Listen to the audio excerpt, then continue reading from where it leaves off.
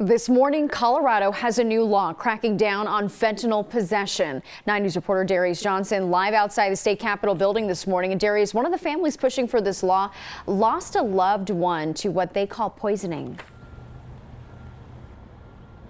And Natasha, I think that's been one of the biggest things to really come out of this fentanyl crisis right now. Families making it loud and clear that their loved ones died of a poisoning, not an overdose. That's because they say their loved ones didn't know what they were taking. And that's the case for Karina Rodriguez. A sister and a mother lost to fentanyl poisoning in Commerce City back in February. Officials believe Karina and 4 others who died didn't know that their cocaine was laced with fentanyl. It's why for the last couple of months, her sister has been working with other families and using her voice at the Colorado State Capitol, pushing for this new fentanyl law. This law is meant to strengthen penalties against those who distribute this deadly drug. And the hope is to be able to keep more families from dealing with what they call a poisoning, not an overdose.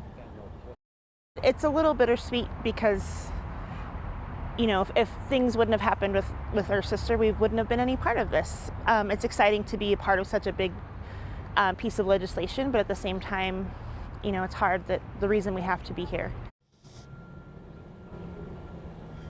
And you know, one thing that I have to say, this family isn't only taking action at the Capitol, they're also doing that here on the streets as well. When they go out, they are providing fentanyl testing strips, leaving them in some of these restaurants. And also, someone said this to me recently. This was a woman who lost her daughter to fentanyl, and she worked side by side with many of these families to prepare victim statements. She said it's strange that from so much sorrow, you can find a little joy. And Natasha, that joy comes from them fighting in the namesake of their loved ones. So that's something we will continue to hear. And we're going to dive more into this bill coming up at 6:30.